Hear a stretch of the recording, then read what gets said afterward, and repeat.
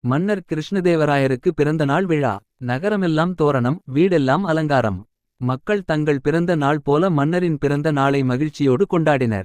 முதல் நாள் இரவே வீதிகள் தோறும் ஆடல் பாடல் நிகழ்ச்சிகள், வான வேடிக்கைகள். அரண்மனையில் வெளிநாடுகளிலிருந்து வந்த துந்துவர்களுக்கு விருந்து ஏகதடபுடலாக நடந்தது. மறுநாள் அரச சபையில் அரசருக்கு மரியாதை செலுத்துதல் நடந்தது. முதலில் வெளிநாடுகளிலிருந்து வந்த அரச பிரதானிகள் தங்கள் நாட்டு மன்னர்கள் அனுப்பிய பரிசுகளை தந்தனர். பிறகு அரச பிரதானிகள், பொதுமக்கள் மன்னருக்கு பரிசளித்து மரியாதை செலுத்தினார்கள். அதன் பிறகு அரசரின் நெருங்கிய நண்பர்கள் தங்கள் பரிசுகளை அளித்தனர். அப்போதுதான் பெரியதொரு பொட்டலத்துடன் தெனாலிராமன் உள்ளே நுழைந்தான். அரசர் உள்பட எல்லாரும் வியப்போடு பார்த்தனர்.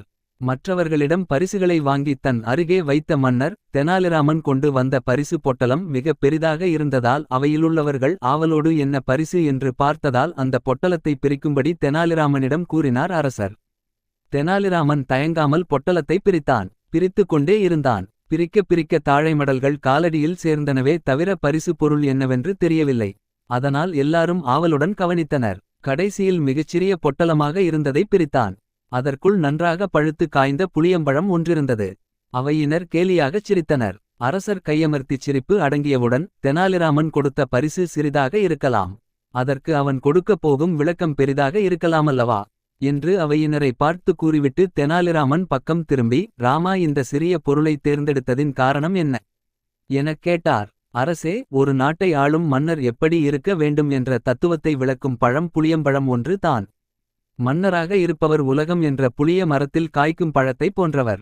அவர் பழத்தின் சுவையைப் போல இனிமையானவராக இருக்க வேண்டும். அதே நேரத்தில் ஆசாபாசங்கள் என்ற புளியம்பழ ஓட்டில் ஒட்டாமலும் இருக்க வேண்டும் என்பதை விளக்கவே இந்த புளியம்பழத்தை பரிசாக கொண்டு வந்தேன். புளியம்பழமும் ஓடும்போல இருங்கள் என்றான். அவையினர் கைதட்டி ஆரவாரம் செய்தனர். மன்னர் கண்கள் பணிக்க ஆசனத்தை விட்டு எழுந்து தெனாலிராமனை தழுவி, ராமா, எனக்குச் சரியான புத்தி புகட்டினாய். ஒரு பிறந்த நாள் விழாவிற்கு இத்தனை ஆடம்பரம் தேவையில்லை. பொக்கிஷ பணமும் பொது மக்கள் பணமும் வீணாகும்படி செய்து விட்டேன்.